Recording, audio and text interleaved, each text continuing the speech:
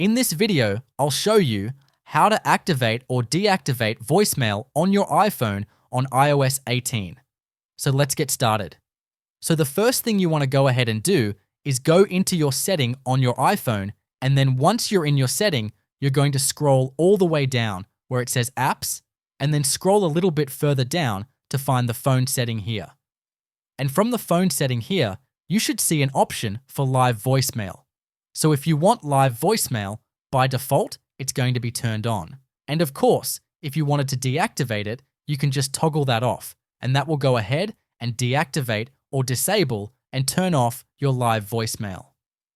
Now, if you don't see live voicemail here as an option to toggle on and off to activate or deactivate, you need to go ahead and to your iPhone's main setting here.